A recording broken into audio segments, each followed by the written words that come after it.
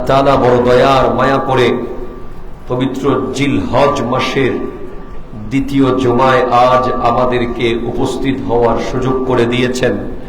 একবার ইমানি আওয়াজে দত্ত কণ্ঠে বলুন আলহামদুলিল্লাহ।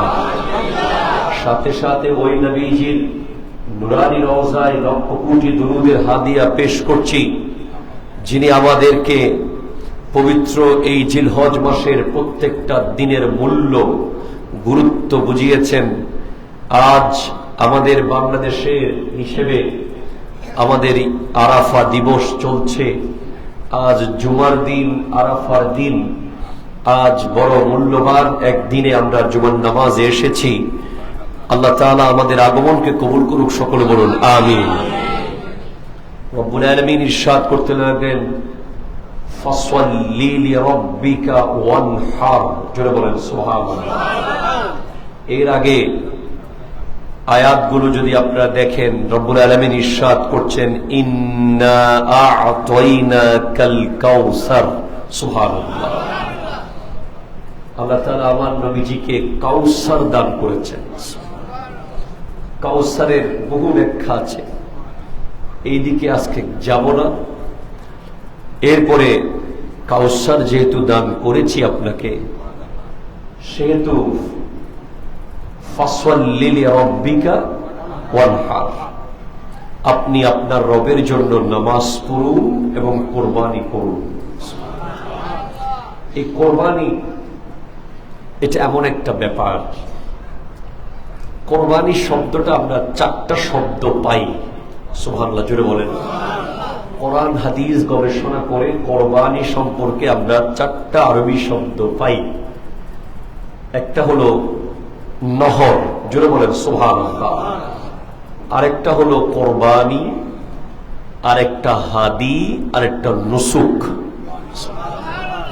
আমরা এই চারটা শব্দের ব্যাখ্যা আজ শুধু একটা দিয়েই আলোচনা চালাবো, বাকি তিনটা আগামী দিন ইনশাআল্লাহ ঈদের জামাতের আগে আপনারা শুনবেন, যদি আল্লাহ তাআলা তৌফিক দান করে। সকলে বলুন আমিন।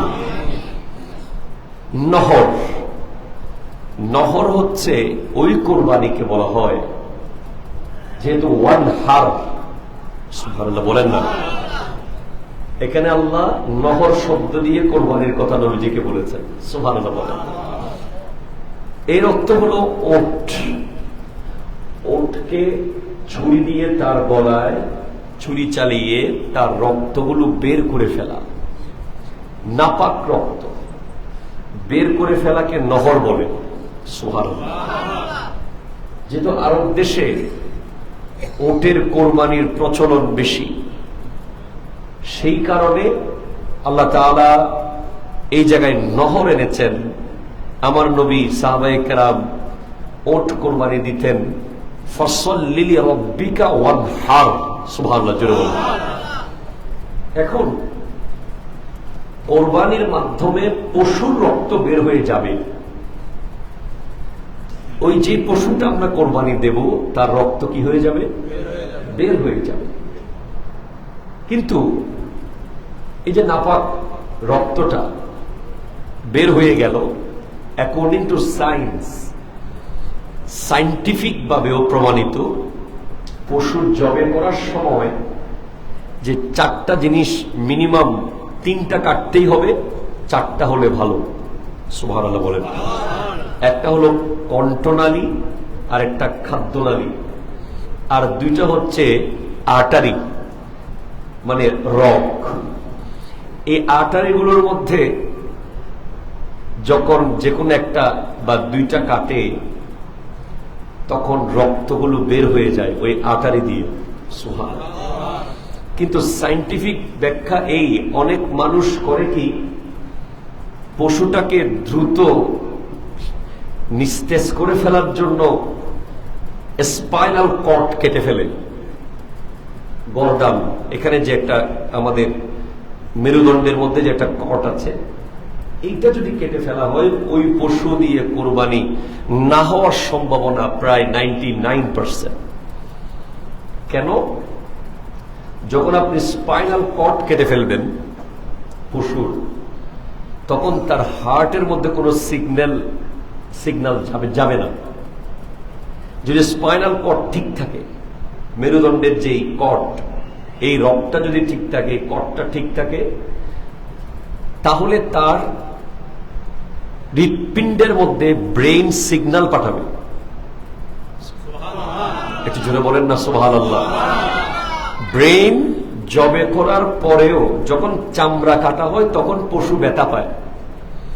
চামড়া কাটার পরে যখন কণ্ঠনালী, খাদ্যনালী, ওই যেটা দুইটা রগ, ওগুলো যখন কাটে তখন পশু আর ব্যথা পায় না। সায়েন্স এটা নিয়ে গবেষণা করেছে। ডিরেক্ট গোটা ফেলে দিলে অসুবিধা কি? বিধর্মী যারা, আমরা দেখি যে এক কোপ দিয়ে কল্লা আলাদা করে ফেলে। এটা কোনো কোরবানি নয়, এটা জুলুম। ঠিক কিনা কথা বলেন না? আযা যুলমুন আযীম। এটাকে আপনি যখন স্পাইনাল কর্ড কাটবেন না, গোটা কল্লা ফেলবেন না, কর্ডটা ঠিক থাকবে পিছনেরটা। আমরা তো এতটুকু কাটি, বাকি অংশ ঠিক থাকে না। ওই জায়গা দিয়ে ফুসফুসকে, হৃৎপিণ্ডকে ব্রেইন সিগন্যাল পাঠায়, তখন হৃৎপিণ্ড রক্ত সাপ্লাই শুরু করে। আর এই রক্তটা সাপ্লাই যদি ঠিক থাকে, 7 থেকে 8 মিনিটের মধ্যে যেই বেইনগুলো কাটা হয়েছে, যে কর্ডগুলো, রগগুলো কাটা গেছে এখানে, ওই রগ দিয়ে শরীরের সব রক্ত বের হয়ে যায়। এখন রক্ত বের না হলে কি হবে হুজুর? রক্ত থাকতে পারবে না। কেন? বিজ্ঞান বলছে যদি পশুর শরীর থেকে সব রক্ত বের না হয়, তাহলে ওই গোষ্ঠের মধ্যে জীবাণু থাকার সম্ভাবনা রয়ে যায়। কারণ সমস্ত রোগ জীবাণুগুলো রক্তের মাধ্যমে ক্যারি হয়। যদি রক্তগুলো সব বের হয়ে না যায়, এর ভিতরে গোষ্ঠের ফাঁকে ফাঁকে রক্ত থেকে যায় বিভিন্ন আর্টারির ভিতরে, তখন আপনি যখন ওই গোশত খাবেন, অসুস্থ হওয়ার, বিভিন্ন রোগ হওয়ার সম্ভাবনা রয়েছে। এই জন্য সায়েন্টিফিক ওয়েতেও প্রমাণিত, ইসলামী পদ্ধতিতে যে কোরবানি করা হয়, এটাই হলো আসল কোরবানি। যদি আপনি স্পাইনাল কর্ড কেটে ফেলেন ডাইরেক্ট পুরোটা, পশু স্ট্রোক করার সম্ভাবনা রয়েছে। এটা মরার আগে মরে যাবে। যদি সেটা স্বাভাবিকভাবে নিস্তেজ না হয়ে ডিরেক্ট হঠাৎ মরে যায়, এতেও ওই পশু দিয়ে কোরবানি হবে না। এজন্য আমাদের অনেক এক্সপার্ট নতুন কোরবানি দাতা, আধুনিক যুগের জ্যানজি, হয়তো আবেগ প্রবণ হয়ে পশুটাকে তাড়াতাড়ি নিস্তেজ করার জন্য ধূপধাপ কেটে ফেলতে পারে। এই কাজ কোনোভাবে করা যাবে না। আপনারা খুব সাবধানতার সাথেই দায়িত্ব, আমাদের যারা এই ব্যাপারে এক্সপার্ট উলামায়ে কেরাম, আমাদের ছাত্ররা এবং নিজে যদি জানেন, করবেন। এরপরে পশু জবে করার সময়, এটা আগামীকালও বলা উচিত, তারপর আজকেও বলছি আর একটু, ছুরি যারা ধরবে, ধরেন অনেক সময় দেখা যায় যে জবে করতেছে একজন, ছুরি ধরতেছে 4 জনে। যিনি জবে করতে ওনার সাথে হাত দেয় না, দেয়, সবাই মিলে বিসমিল্লাহ আল্লাহু আকবার বলে, কিন্তু যিনি ছুরি ধরছেন ওখানে 2 জন হোক 3 জন হোক, ওরা প্রত্যেকের বিসমিল্লাহ আল্লাহু আকবার বলতেই হবে। যারা ছুরি ধরছে ওদের মধ্যে একজন যদি মিস করে ফেলে, তাহলে কোরবানির পশু জবে শুদ্ধ হবে না। যাই হোক, আমরা আরো মাসলা মাসাইল বলবো। যেখান থেকে আমি ছিলাম, পশু থেকে রক্ত বের হয়ে গেছে। পশু থেকে কি বের হয়ে গেছে? রক্ত। ওই রক্তগুলো আমাদের জন্য ক্ষতিকর, জীবাণুযুক্ত, তাই বের করে ফেলার ব্যবস্থা হয়েছে, সায়েন্টিফিক ভাবেও সেটা প্রমাণিত। কিন্তু যিনি কোরবানি দিচ্ছেন, ওনার ভিতরে যে খারাপ রক্ত আছে, কি রক্ত হুজুর? ওনার ভিতরে হিংসার রক্ত। কথা বলে না, আরো জোরে কথা বলে না। ওনার ভিতরে অহংকারের রক্ত, ওনার ভিতরে অহমিকার রক্ত, ওনার ভিতরে জুলুমের রক্ত, ওনার ভিতরে হারাম ইনকামের রক্ত। কথা বল, ঠিক কিনা জোরে বল। ওনার ভিতরে আত্মীয় স্বজনের হক না দেওয়ার রক্ত, ওনার ভিতরে আপন ভাইকে বাদ দেওয়ার রক্ত, ওনার ভিতরে মা বাবাকে কষ্ট দেওয়ার রক্ত, ওনার ভিতরে বিভিন্ন আল্লাহর বিভিন্ন দিনী খেদমতের ব্যাপারে গাফিলতির রক্ত, দিনী প্রতিষ্ঠান নিয়ে বিভিন্ন রকম অসুবিধার রক্ত। এই যে একটা মানুষের শরীরে যা যা কোরআন সুন্নাহ বিরোধী চরিত্র তার জীবনে আছে, এই রক্ত বের করা আগে জরুরি। ঠিক কিনা? কথা জোরে বলেন। নাহার মানে খারাপ রক্ত থেকে বের করে ফেলা। তা আপনি পশু থেকে রক্ত বের করে ফেললেন, আপনার পশুত্ব বের হলো কিনা? আপনি কোরবানি দিয়েছেন, কোরবান শব্দটা ব্যাখ্যা করলে এটার বিষয়ে আসে বন্দে কা পরওয়ারদিগার কে নজদীক জানা। কোরবানি ওই জিনিস যেটার মাধ্যমে একজন বান্দা আল্লাহর কাছাকাছি যায়, কোরব হয়, নিকটবর্তী হয়। এই কোরবানির মাধ্যমে একজন বান্দা আল্লাহর নিকটবর্তী হচ্ছে। সুবহানাল্লাহ। কেউ যদি বলে যে আমি কোরবানির বদলে একটা এভারেস্টের সমান স্বর্ণের পাহাড় দান করে দিচ্ছি, এরপরেও কোরবানির সওয়াব সে পাবে না। কথা বলে কোরবানির সওয়াব সে, ধরেন একজন বলতেছে যে আমি কোরবানি করব না, কোরবানির পশু জবে করব না, আমি এভারেস্ট পাহাড় সমান স্বর্ণের একটা পাহাড় আল্লাহর রাস্তায় দিয়ে দেব, এরপরেও একটা ছোট্ট ছাগল, 1 বছর বয়সী 2 বছর বয়সী একটা ছাগল জবে করার যেই সওয়াব, এভারেস্ট পাহাড় পরিমাণ সম্পদ সে যদি আল্লাহর রাস্তায় দিয়ে দেয়, কুরবানির দিনের একটা ছাগলের পরিমাণ সওয়াব সে পাবে না। এই ঘটনা আমি আপনাদেরকে দালিলিক ঘটনা বলছি। এইটা লিখেছেন যুগশ্রেষ্ঠ একজন আলেম ইমাম জাফর কুরাইশি রাহমাতুল্লাহ আলাইহি। ওনার একটা কিতাব তাসকিরাতুল আউলিয়া, এই কিতাবে এসেছে একজন আল্লাহর ওলি আহমদ বিন ইসহাক রাহমাতুল্লাহ আলাইহি। একটু জোরে বলেন সুবহানাল্লাহ। আহমদ বিন ইসহাক রাহমাতুল্লাহ আলাইহি, ওনার সামর্থ্য তেমন ছিল না। ধরেন আজকের দিনে যদি 80,000 টাকার মালিক হন, আপনার কোরবানি করতে হবে। এইরকম খুব কম সামর্থ্য, গরিব মানুষ, কিন্তু উনি প্রত্যেক বছর ছোট একটা ছাগল দিয়ে কোরবানি করেছেন। একটু জোরে বলেন। এলাকার মানুষজন অনেকেই ওনাকে বিভিন্ন রকম কথা বলতেন, আরে বেটা ছোট্ট ছাগলেরটা নিছস, আমার দেশে আছে না এত বড় গরু নিচের পরে কয়ে ছাগলের সমান। কথা বলা ঠিক কিনা বলেন? দেখতেছে গরু, তার 2টা শিং আছে, সাইজে একটু ছোট বলে আরে ছাগলের সমান গরু। নাউযুবিল্লাহ, জোরে জোরে বলেন।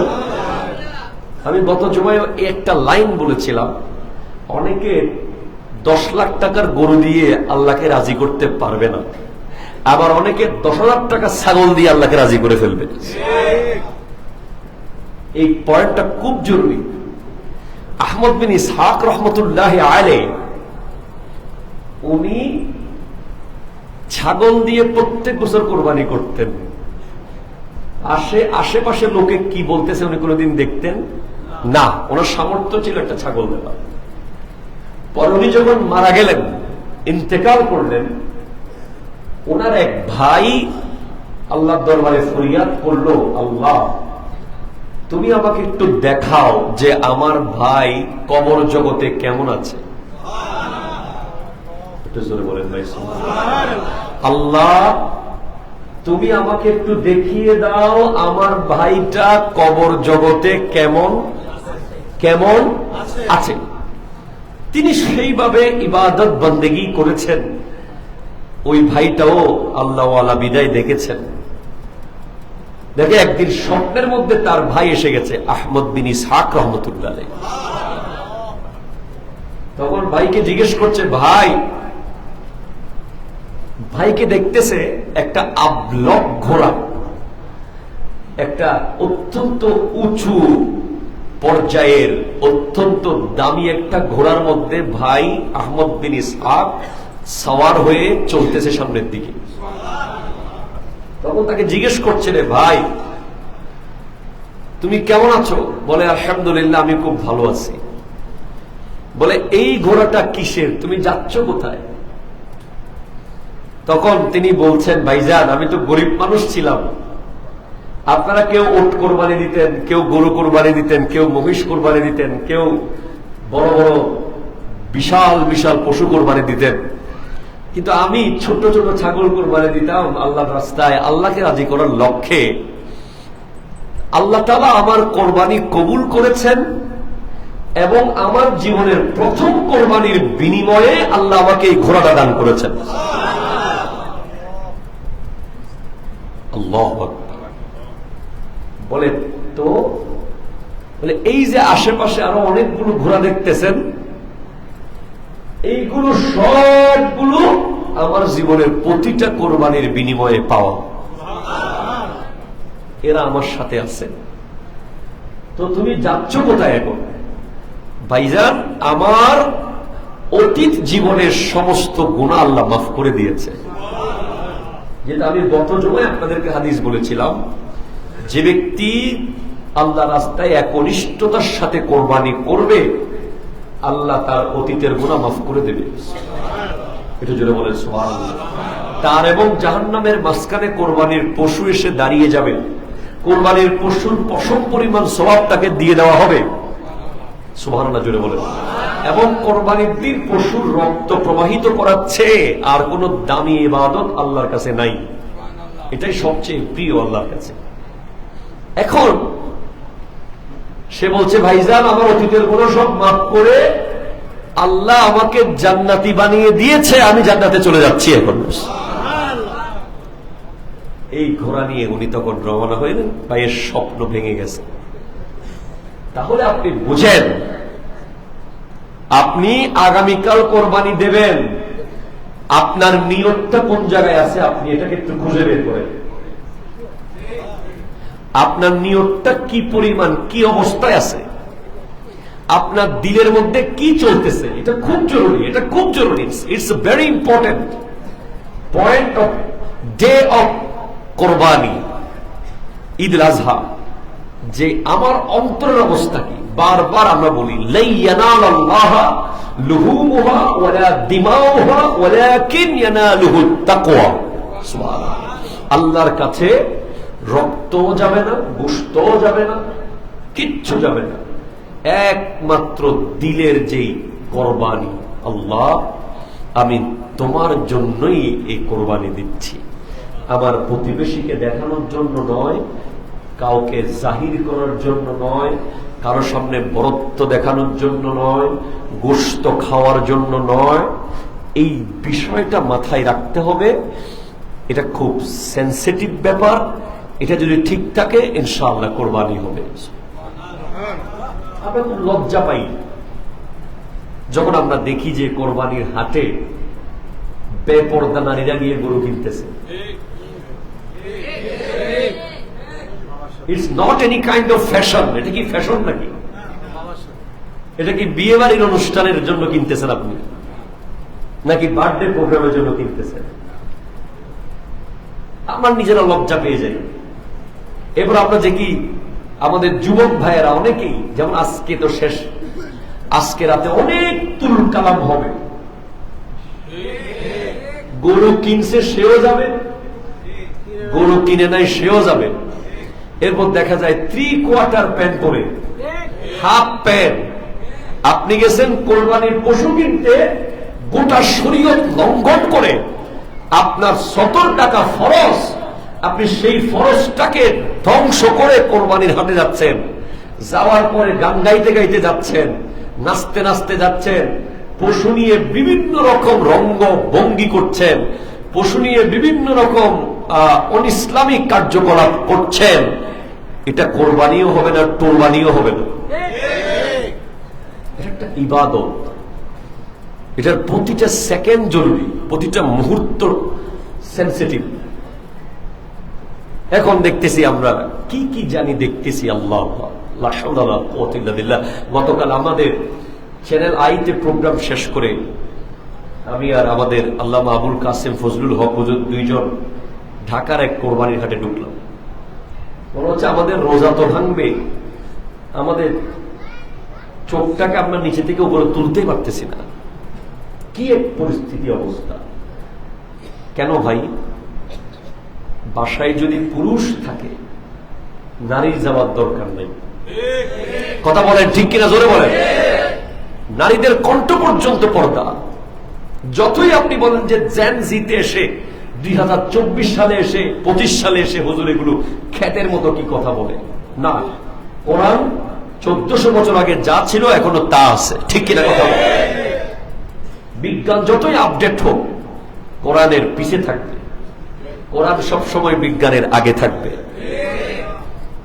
সেজন্য আমাদের মা বোনদেরকে অনুরোধ করবো, আমাদের এই লাইভের মাধ্যমে যারা দেখছেন, আপনার ঘরে যদি পুরুষ থাকে, স্বামী থাকে, সন্তান থাকে, ভাই থাকে, আপনারা যাবেন না বাজারে। পশুর হাটে একজন নারী একটা বিক্রেতার সাথে কথাবার্তা বলছেন, দরদার করছেন, আপনার আশেপাশে মানুষ ধাক্কা কাটছে, এটা অনেক অসুবিধার ব্যাপার, ঠিক কিনা কথা বলেন। এরপর আমাদের পুরুষ যুবক ভাইয়েরা যারা যাবেন, আপনারা ইসলামের শরীয়তের এই আইন লঙ্ঘন করবেন না। আপনারা উযু করে যাবেন, আল্লাহর রাস্তায় কোরবানি দেবেন, আদবের সাথে যাবেন, দরুদ শরীফ পড়তে পড়তে যান, জিকির করতে করতে যান, গান গাইতে গাইতে যাবেন না, ঠিক কিনা কথা জোরে বলেন। আল্লাহ বুঝার তৌফিক দান করুক, আমি জোরে বলেন। তাহলে তাকওয়া এই জিনিসটা খুব জরুরি, এটা পৌঁছবে। আমার দয়াল নবী প্রত্যেকটা বছর উম্মতের পক্ষ থেকে একটা কোরবানি দিয়েছেন। আমাদের উচিত হবে, আমাদের যদি একটা ইচ্ছা থাকে, একটা সুযোগ থাকে, আমরা যেন আমার নবীজির পক্ষ থেকে কোরবানি দিয়ে দিই। নবীজির পক্ষ থেকে কোরবানি দেওয়ার ফ্যাসিলিটি কি? নবীজির পক্ষ থেকে কোরবানি দেওয়ার অ্যাডভান্টেজ হচ্ছে এই পশুর ভিতরে নবীজির একটা অংশ আছে। এটা জন্য বলেন না ভাই সুবহানাল্লাহ। যেই পশুর ভিতরে আমার নবীর একটা অংশ থাকবে, ইনশাআল্লাহ আল্লাহ তাআলা সেই পশু কবুল করে নেবেন। আমাদের ভিতরে কোনো অসুবিধা থাকলেও, যেহেতু আমার নবীকে আপনি ইনক্লুড করে ফেলেছেন, নবীজিকে সেখানে আপনি, আমার নবী সেখানে আছে, সুতরাং আল্লাহ তাআলা সেটাকে কবুল করবে। জোরে বলেন সুবহানাল্লাহ। আমরা এই তাহিরিয়ার সাথে যারা সম্পৃক্ত, অনেকভাবে কোরবানি কবুল করানোর ব্যবস্থা আছে। যে কোনো ওয়েতে আল্লাহ তাআলা যেন কবুল করে সেভাবে অনেক ব্যবস্থা রাখা হয়েছে। যেমন আমাদের, আপনাদের কাছে চাইতেছি না, জাস্ট এটা মেসেজ দিচ্ছি যে বিগত বেশ কয়েক বছর ধরে আমি যখন থেকে এসেছি, আমি দেখতেছি যে আমাদের অস্বাবলম্বী যারা পীর ভাইয়েরা আছে, যারা আমাদের প্রিয় ইসলামী ভাইয়েরা আছে, দ্বীনী ভাইয়েরা আছে, তাদের জন্য প্রায় 4 লাখ টাকার পশু ক্রয় করে সুন্দর করে সেটা কেটে প্যাকেটিং করে যারা কোরবানি করছে না তাদের লিস্ট করে তাদের ঘরে ঘরে পাঠিয়ে দেওয়া হয়। অলরেডি গতকাল সেই পশু কেনা হয়ে গেছে। এরপরে হয়তো আমাদের জন্য কিনা হবে এখানে যে গত জুমায় আপনারা অনেকেই টাকা দিয়েছিলেন, আর অনেকে দিয়েছেন। আমাদের প্রায় 200-250 কর্মী যারা অ্যাপ্রোপ্রিয়েট জবে প্রশিক্ষণ নিয়ে আসতেছে, শহরের গ্রামে এই এলাকার বিভিন্ন ঘরে ঘরে গিয়ে যারা বিনামূল্যে জবেটা করবে এবং বিনিময়ে তারা কোনো কিছু নিবে না, বরং তারা নিজের বাড়ি স্যাক্রিফাইস করে, নিজের এলাকার কোরবানি স্যাক্রিফাইস করে আসবে। ওদের জন্য আমরা একটা পশু জবে করার ব্যবস্থা করেছি। এইগুলো হচ্ছে কিছু হিকমত, যাতে করে আমারটা কবুল হয়ে যায়।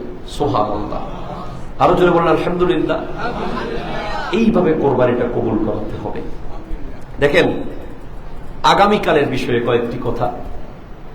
আগামীকাল ফজরের নামাজ থেকে ঈদের নামাজ পর্যন্ত কোন নফল নামাজ পড়া যাবে না। আগামীকাল অবশ্যই আমরা ফজরের নামাজ পড়ব ইনশাআল্লাহ। ঈদের নামাজ পর্যন্ত আর কোন নফল নামাজ পড়ব না, ঈদের নামাজ পড়ব। এরপর আগামীকাল আমার নবীজির 2টা সুন্নাত, ঈদুল ফিতরে আর ঈদুল আযহা। ঈদুল ফিতরের সময় আমার নবীজি একটু মিষ্টান্ন, খেজুর বা অন্য কিছু খেয়ে ঈদগাহে আসতেন। আর ঈদুল আজহায় নবীজি ঈদগাহ থেকে নামাজ শেষ করে কোরবানির পশু জবে করে ওই পশু দেখে খাওয়ার চেষ্টা করতেন, খেতেন। তার মানে আমরাও চেষ্টা করব ঈদগাহে এসে এখান থেকে গিয়ে যদি যতটুকু সম্ভব আমরা পশু জবে করে সেটা রান্না করে খাওয়ার চেষ্টা করব ইনশাআল্লাহ। এরপরে আজকে ফজরের নামাজের পর থেকে 13 তারিখ আসর পর্যন্ত তাকবীরে তাশরীক প্রত্যেকটা নামাজের পর সুবহানাল্লাহ, এই তাকবীরে তাশরীক আল্লাহু আকবার, আল্লাহু আকবার, লা ইলাহা ইল্লাল্লাহু, আল্লাহু আকবার ওয়া লিল্লাহিল হামদ, এটা যেন মিস না হয়, এটা অত্যন্ত জরুরি। সুবহানাল্লাহ জোরে বলেন, এটা মিস করা যাবে না। এরপর আমাদের যারা শরীকদাররা আছেন, আজকে অনেকেই ফাইনাল সিদ্ধান্ত হয়ে যাবে কারা কারা শরীক হয়ে কোরবানির পশু কোরবানি দিচ্ছেন। এই শরীকদারদের মধ্যে কোনোভাবেই যেন কারোর নিয়তে গড়বড় না থাকে। এটা পশু জবে করার আগে, কোরবানির আগে এনশিওর করে নেবেন নিয়তের মধ্যে কি আছে। কি গোশত খাওয়া আছে, নাকি এমনি এলাকাকে সবাই করতেছে আমিও বাধ্য হয়ে দিচ্ছি, জোরপূর্বক করতেছেন, এমন কিছু বা কি আছে। সবাইকে জানিসটা আপনারা যারা একটা ব্রিফিং দিয়ে দিবেন একজন দায়িত্ব নিয়ে, যে আমাদের শরীকদারদের মধ্যে আমাদের সকলের কোরবানি যেন আল্লাহ কবুল করে। আমরা অবশ্যই সবাই মিলে নিয়তটা পরিষ্কার করব, তাকওয়ার সাথে কাজ করব ইনশাআল্লাহ। এরপর কিছু গুরুত্বপূর্ণ বিষয় আছে। কোরবানির কোন কোন অংশ খাওয়া যাবে না, দরকার আছে না নাই? এটা দর্শক পড়েন, আল্লাহুম্মা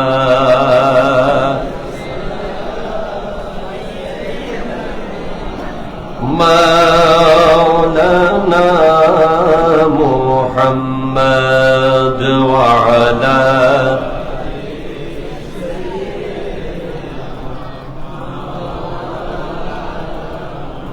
সুবহানাল্লাহ ওয়ালহামদুলিল্লাহ ইল্লাল্লাহ।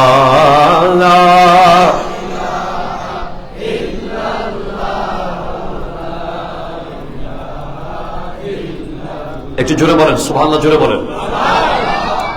আপনারা মাথায় রাখার চেষ্টা করেন, 3 লাখ টাকা দিয়ে কিনছেন তাই বলে সব খেয়ে ফেলতে পারবেন না, ঠিক কিনা কথা বলেন না?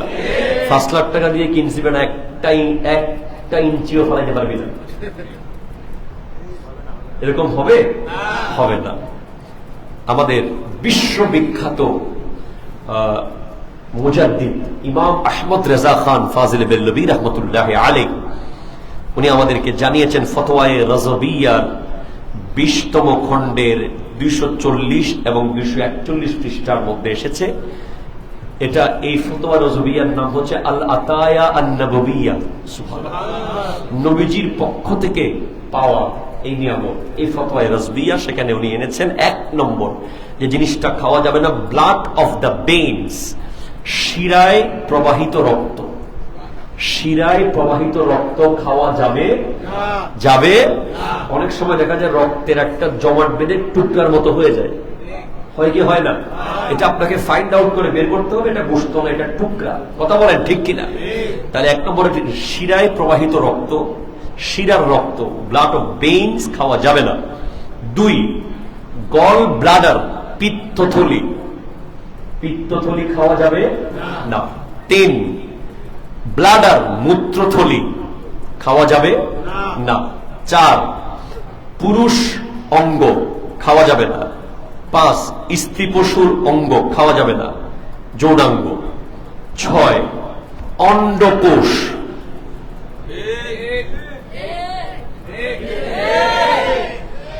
অন্ডকোষ খাওয়া যাবে যাবে যাবে যাবে না।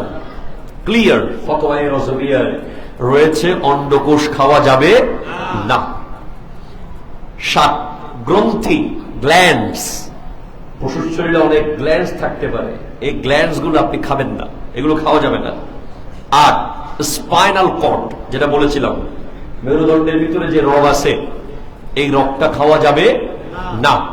9, ঘাড় থেকে কাঁধ পর্যন্ত বিস্তৃত, এটা হচ্ছে হাড়ের গোশতের সাথে সংযুক্ত এক ধরনের একটা কিছু গোশত থাকে ঘাড় থেকে কাঁধ পর্যন্ত, এই জায়গায় ঘাড় থেকে কাঁধ দুই পাশে, এটার ব্যাপারেও বলা হচ্ছে এটা খাওয়া যাবে না।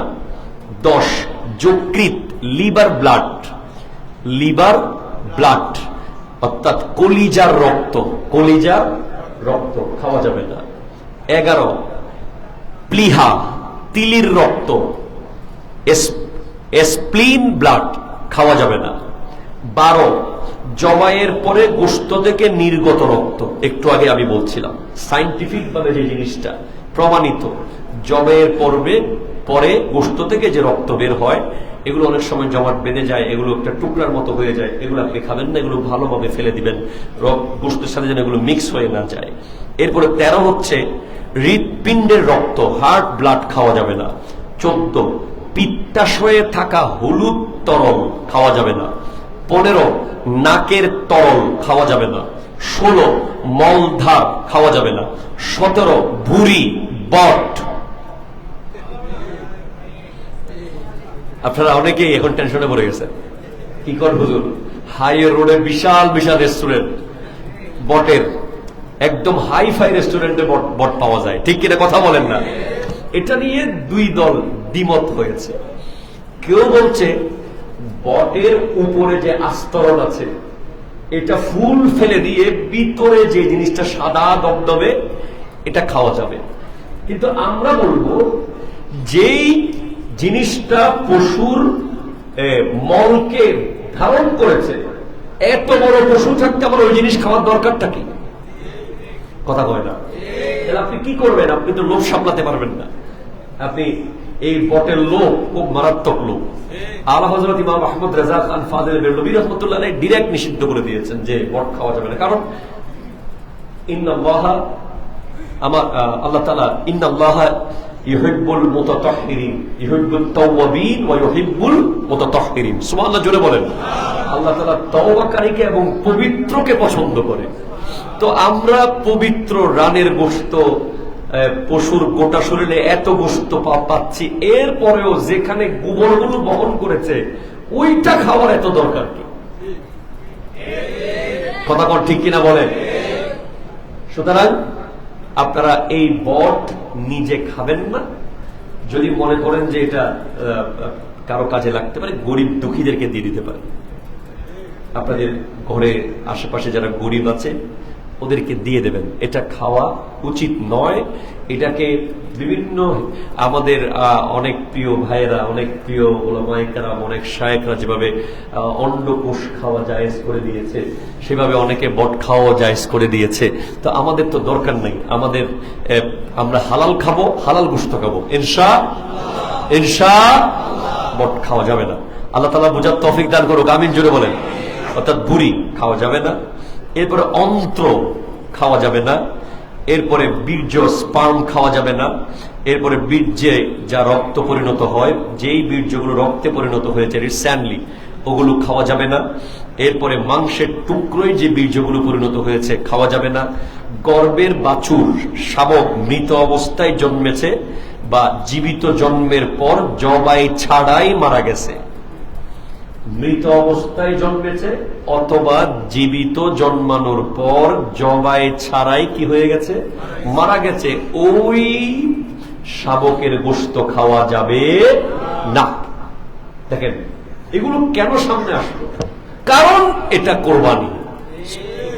আপনি যদি বিয়ে বাড়িতে ঈদে বিভিন্ন সময় যে বড় বড় প্রোগ্রাম করেন, ওগুলোর ক্ষেত্রে এগুলো মেনটেন করতে হবে, তবে কোরবানির ক্ষেত্রে খুব সিরিয়াসলি মেনটেন, যেহেতু এটা এই কোরবানি দিচ্ছি আল্লাহর জন্য। যদি বলেন সুবহানাল্লাহ। এরপরে গোশতের ক্ষেত্রে আপনাকে একটা বিষয়, আজকে আপনি মানসিকভাবে প্রস্তুতি নেন কালকে গোশত দিয়ে দেওয়ার জন্য। এই গোশত গরিবের হক, তাকে আপনি দয়া করছেন না, সে আপনাকে দয়া করছে যদি গোশত সে নিয়ে যায়। কথা কি বুঝতে পারতেছেন আপনারা? পুরা পশুটাকে আস্তে করে ভিতরে ঢুকাই ফেলার প্ল্যান করবেন না। গেট বন্ধ করে দেবেন, না, যতক্ষণ আপনার পক্ষে সম্ভব দিতে থাকবেন, এবং অবশ্যই নিজের জন্য যেই গোশতটা পছন্দ করেন সেটাই দেবেন। আপনি ভালো গোশত রেখে ওকে খারাপ গোশত দিয়েছেন, বা হাড্ডি হুড্ডি চর্বি টর্বি দিয়ে বুঝ দিয়েছেন, আপনি তাকে বুঝ দেন, আপনি আল্লাহকে বুঝ দিচ্ছেন। কথা বলেন। সেজন্য গরিবরা যারা সারা বছর গোশত কিনার সামর্থ্য যাদের নাই, 1000 টাকা কেজি, 900 টাকা কেজি, এমন গরিবদেরকে আপনি গোশত দিয়ে দেবেন। এরপরে অনেকে বলে যে হুজুর দিয়া লাভ কি, সে তো কারণ বাজার নিয়ে বিক্রি করে দিচ্ছে। সে মন চাইলে বিক্রি করে দেখ, সে মন চাইলে নদীতে ফেলে দেখ, সে মন চাইলে খাক, সে মন চাইলে কাউকে দিয়ে দেখ, এটা তার ব্যাপার। কিন্তু সে যে অস্বাবলম্বী, সে যে গরিব, সে যে মিসকিন, তার যে অসুবিধা আছে তার প্রমাণ হচ্ছে সে আপনার ঘরের দুয়ারে গিয়ে হাত পেতেছে। আপনার কাছে সে হাত পেতেছে, তাকে আপনি কোনোভাবে মাহরুম করবেন না, আপনি তাকে দেবেন। কারণ আপনি দিচ্ছেন কাকে? আল্লাহকে। সেজন্য গোশত 3 ভাগে ভাগ করাই উত্তম। আমাদের অনেক শায়েখরা বলে দিয়েছেন যে পুরোটা রেখে দিলেও কোনো অসুবিধা নাই, আমার এটা বলার দরকার নাই। কেন? আমি আল্লাহ তো জোর করে কিছু নেবেন না। জোর করে নেবেন? কথা বলে জোর করে নেবেন? আমার নবী যদি বলতেন যে মদিনা শরীফ যাওয়া হজের অংশ, তাহলে আমরা অবশ্যই মদিনা সবাই যেত, কেউ মদিনা যাওয়ার এই মদিনা যাওয়ার সেই এই কথা বলতো না। মক্কায় হজ করতে যাওয়া, মক্কা শরীফ যাওয়া হজের অংশ, আর মদিনা শরীফ যাওয়া হচ্ছে ঈমানের অংশ। একটু জোরে বলেন না সুবহানাল্লাহ। যেহেতু হজের হাজিরাও এই বয়ান শুনবেন। মক্কা শরীফ যাওয়া, আরাফার ময়দানে যাওয়া, মিনায় যাওয়া, মুজদালিফায় যাওয়া, সাফা মারওয়ায় যাওয়া হচ্ছে হজের অংশ, আর মদিনাতুল মুনাওয়ারায় জিয়ারত করতে যাওয়া হচ্ছে ঈমানের অংশ। আল্লাহু আকবার, ইয়া রাসূলুল্লাহ, ইয়া রাসূলুল্লাহ। জিন্দাবাদ। সেইভাবে অনেক ব্যাপার আছে যেগুলো আপনাকে বাধ্য করা হয় না, কিন্তু আপনি বুঝে দিবেন। সুবহানাল্লাহ পড়। আপনি 3 ভাগে ভাগ করেন গোশতকে। নিজের জন্য একবার, আত্মীয় স্বজনের জন্য একবার, গরিবদের জন্য একবার। দেখবেন আপনি লিখে নেন, এভাবে যদি আপনি পশুটা দেন, এটা আমরা অভিজ্ঞ, এ ব্যাপারে আমরা এক্সপেরিয়েন্স করে দেখেছি। দেখা গেছে যে আপনার ভাগটা তো যেই ভাগ আপনি পাইছেন তাই তো পাইছেন, কিন্তু দেখবেন যে ওই 1 ভাগের ভিতরে 3 ভাগের বরকত ঢুকে যাবে। আপনি 3 ভাগ যদি রেখে দিতেন, যতদিন খেতে পারতেন, দেখবেন ওই 3 ভাগের 1 ভাগ দিয়ে তার চেয়ে বেশি দিন যাচ্ছে। গোশত 1 কেজির ভিতরে 10 কেজির বরকত দিতে পারে কে? আল্লাহ। আরো জোরে বলেন না কে? আল্লাহ। 20 কেজির ভিতরে 60 কেজির বরকত দিতে পারে কে? আল্লাহ। 60 কেজির ভিতরে 140 কেজির বরকত দিতে পারে কে? আল্লাহ। আল্লাহর সেই ক্ষমতা আছে না নাই? দেখবেন শেষই হবে না আপনার। আপনার পশুর গোশত শেষ হবে না, আপনার ইনকামও শেষ হবে না। দেন, দিয়ে দেন। এটা বড় কঠিন ভাই, বাপরে বাপ, এত দামি গোশত। ওরে আল্লাহ, এই জায়গায় অনেক মানুষ ফেল করে ফেলবে। দেখবেন পোলায় বলবে বাবা দেন না, রাখবে না। বাপে বলবে দেন না, পোলায় বলবে আরে রাখেন। ভিতর থেকে বিবি বলে উঠবে কি পাইছেন, সব দিয়ে দিবেন নাকি? এই কথা শুনবেন না। সবাই মিলে সিদ্ধান্ত নিয়ে গরিবদেরকে দেবেন, তাদের মুখে হাসি ফুটলেই আপনার কোরবানি কবুল। আল্লাহ তৌফিক দান করুন, আমিন জোরে বলেন।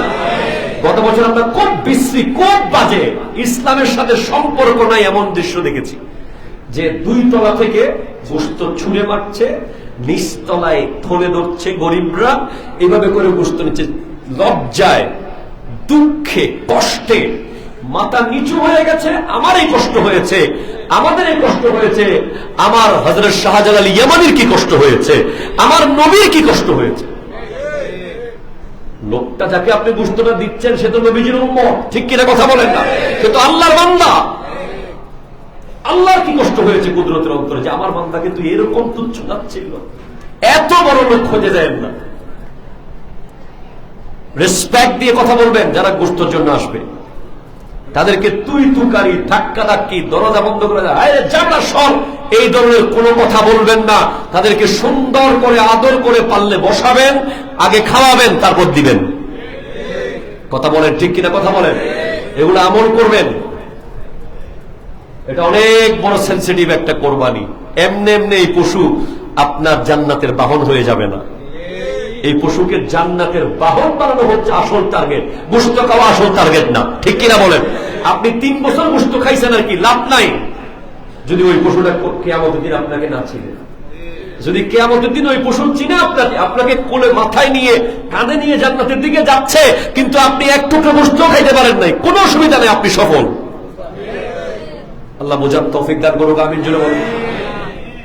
এরপরে আগামী দিন আমাদের, আচ্ছা আরেকটা বিষয়, আকিকা। অনেকে একটা সুযোগ পায়, সুযোগ আছে। ধরেন ছেলের জন্য গরু, মহিষ, উটের ক্ষেত্রে 2 অংশ, মেয়ের জন্য 1 অংশ। ছেলের জন্য 2টা ছাগল, মেয়ের জন্য 1টা ছাগল। ছেলের জন্য 2টা ভেড়া, মেয়ের জন্য 1টা ভেড়া। ছেলের জন্য 2টা দুব্বা, মেয়ের জন্য 1টা দুব্বা। ধরেন আপনার কোরবানির 7 অংশ আছে, একটা গরু আপনি কিনেছেন, ধরেন আপনার 5 অংশ কোরবানি দিচ্ছেন। আপনাদের ব্যক্তি যারা আছে, যাদের উপর ফরজ হয়ে যেরকম 5 জন পেয়েছেন, আর 2 অংশ বাকি আছে, সেই 2 অংশের টাকা আপনি দিয়ে দিবেন, দিয়ে আপনার একটা ছেলের আকিকা আপনি করতে পারবেন, অথবা 2 অংশ দিয়ে একটা মেয়ের আকিকা, আপনি 2টা মেয়ের আকিকা করতে পারবেন। এভাবে আকিকা করার বৈধতা নিয়ম রয়েছে, কোনো অসুবিধা নাই। এরপরে মৃত ব্যক্তির পক্ষ থেকে কোরবানি, আমরা অনেকে ইনশাআল্লাহ, অনেকে দাদার নামে দেব, আমরা আমার দাদা দাদির পক্ষ থেকে কোরবানি করব, অনেকে বাবা দুনিয়াতে নেই তার পক্ষ থেকে কোরবানি করবে। যদি ওই মৃত ব্যক্তি কোরবানির করার জন্য ওসিয়ত করে যায়, অর্থাৎ মৃত ব্যক্তি যদি মান্যত করে যায় যে আমার পক্ষ থেকে কোরবানি দিবি, এইভাবে যদি কোনো কিছু বলে যায়, এভাবে টাকা পয়সা দিয়ে যায়, সেক্ষেত্রে ওনার অংশের সমস্ত গোশত দান করে দিতে হবে, সাদাকা। আর যদি উনি বলে না যায়, এমনিতেই আপনি তার জন্য করছেন সওয়াবের কারণে, সেক্ষেত্রে আপনি ওই গোশতের ইখতিয়ার আপনার, আপনি 3 ভাগে ভাগ করতে পারেন, যেভাবে ইচ্ছা আপনি করতে পারেন, এতে কোনো অসুবিধা নাই। মৃত ব্যক্তির পক্ষ থেকে কোরবানি করবেন, তারা কবর থেকে রুহানিভাবে আপনাদেরকে দোয়া করবে। এরপরে কেউ কোরবানি দিতে, অনেকের জন্য কোরবানি দিতে পারেন নাই, অংশ নাই, এরপরেও দোয়ার মধ্যে তাদেরকে শামিল করবেন, দোয়া করবেন সবার জন্য। আল্লাহ তাআলা আমাদের কোরবানি কবুল করুক। আগামী দিন আপনাদের জন্য আরেকটি গুরুত্বপূর্ণ কাজ হচ্ছে, আপনাদের কোরবানির যে চামড়া থাকবে, এই চামড়াটা নিজ দায়িত্বে, কোন দায়িত্বে? নিজ দায়িত্বে তাহেরিয়া এতিমখানার জন্য, তাহেরিয়া মাদ্রাসার জন্য দিয়ে যাবেন। কেউ গেলে আনতে আলহামদুলিল্লাহ, কেউ যদি না যায়, এই চামড়া আপনি সঠিক সময়ে সঠিকভাবে পৌঁছে দেবেন আমাদের মাদ্রাসার মিসকিন ফান্ডে। এই চামড়ার টাকা দিয়ে গরিব মিসকিন এতিমদের ভরণ পোষণ হয়। আল্লাহ তাআলা আমাদের প্রত্যেকের কোরবানি কবুল করুক। আমাদের ঈদের নামাজ হচ্ছে সকাল 7টা। কয়টা বাবা? এটা যদি বলেন কয়টা? 7টা। যেহেতু আমরা ঈদুল আজহায় আমাদের পশু কোরবানির ব্যাপার স্যাপার থাকে, তাই তাহেরিয়া জামে মসজিদ, তাহেরিয়া কমপ্লেক্স কর্তৃপক্ষ মিলে আমরা সবাই মিলে সিদ্ধান্তে উপনীত হয়েছি সকাল 7টায় আমরা ঈদের নামাজ পড়ব ইনশাআল্লাহ। আপনারা সবাই 6:30টার ভেতরে, আপনারা 6টায় প্রস্তুতি নিয়ে 6:30টার আগে সবাই মসজিদে উপস্থিত থাকবেন ইনশাআল্লাহ। এই মাসের যে মাসিক তরজুমান রয়েছে জিলহজ মাসের, এটা খুবই জরুরি। এখানে কোরবানির অসংখ্য মাসলা রয়েছে, বিশেষ করে সাথে সাথে আমাদের আলা হযরত যে একাডেমি, রিসার্চ একাডেমির পক্ষ থেকে একটা বই, এটা হ্যান্ডবুক কোরবানির মাসলা সম্পর্কে তাহেরিয়া এতিমখানার পক্ষ থেকে অনেকের বাসায় পৌঁছানো হয়েছে। এটা খুবই জরুরি, এখানে জিস্ট কোরবানির নিয়ে আসা হয়েছে। আপনারা যারা পান নাই, আপনারা সংগ্রহ করবেন এবং এই মাসিক তরজুমান সংগ্রহ করবেন। এই বইগুলো আপনাদেরকে কোরবানির আরো বেশি সহি শুদ্ধ হওয়ার জন্য আরো মাসলা মাসাইল জানার ব্যবস্থা করবে। আল্লাহ তাআলা আমাদের হৃদয়ের সমস্ত রকম কোরআন সুন্নাহ বিরোধী চিন্তা কোরবানির পশুর সাথে কোরবানি জবে করার আগে বের করে দেওয়ার তৌফিক দান করুন। আমাদেরকে হিংসা মুক্ত, নিন্দা মুক্ত, গীবত মুক্ত, জুলুম মুক্ত হওয়ার তৌফিক দান করুন। ওয়া মা তৌফিক ইল্লা বিল্লাহ। ওয়া আখিরু দা'ওয়ানা আলহামদুলিল্লাহি।